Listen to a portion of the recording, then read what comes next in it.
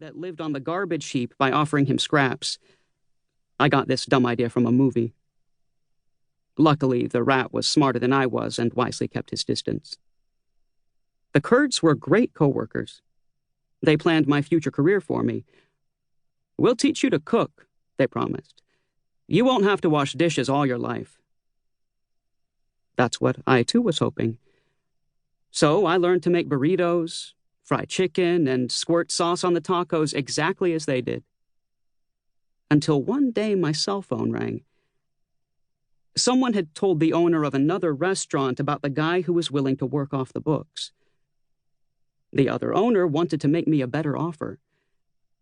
This time I'd get as much as my teacher mom in Poland earned in a month in 3 days instead of 4. Plus I'd be promoted to assistant cook. Without a second thought, I said adios to the Kurds. 2 days later, I was putting on a black apron and taking up my post by the gas stove in a small but popular restaurant just off Bourdain, one of the city's main arteries. This time there were 2 of us manning the kitchen. The owner, whose name was August, and me, Witold, his assistant. August was half Cuban and half Polish, but he'd been raised in Chicago and didn't know a word of either Spanish or Polish. He'd spent most of his life working as a cook on cargo ships. The restaurant was meant to provide his pension. Until the clients appeared, you could talk to August quite normally. But as soon as the lunch hour came, and out of our 8 tables, let's say 6 were occupied, the devil got into him. The pans would rattle, the plates would fly, and August would scream. He'd hurl vulgar abuse at all his staff, with his wife bearing the brunt of it. She ran the bar and was also his business partner. "August," I finally declared, after the latest of these outbursts, "if you speak to me that way once more, I'll fling my apron to the floor and be out of here." August just smiled. "Witold, I've worked in the kitchen all my life. I know who I can and cannot shout at." Seeing the amazed look on my face, he added, "We work together all day long, just the 2 of us, in 40 square feet. I may yell at you, but you're the last person I want to pick a fight with." So his fury was controlled. At that point, it occurred to me that he could have been a diplomat just as well as a cook.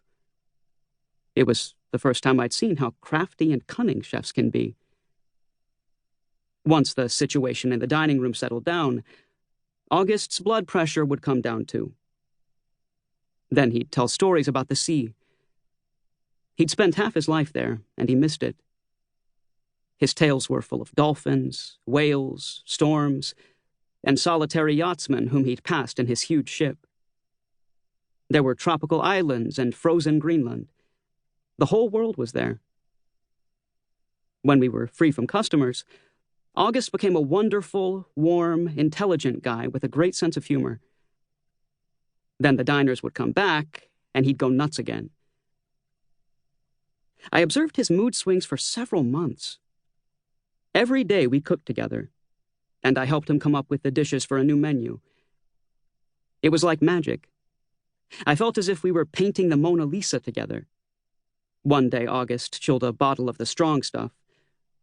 We sat in the kitchen until late at night, while I chopped the vegetables and meat, and he used them to make ever more fanciful creations. But there the comparison with painting ends. Leonardo didn't have to paint his Mona Lisa over and over again, 7 days a week. But we churned out the dishes from August's menu dozens of times a day. August taught me how to hold a knife without cutting myself, and how to take bread out of the oven without burning myself.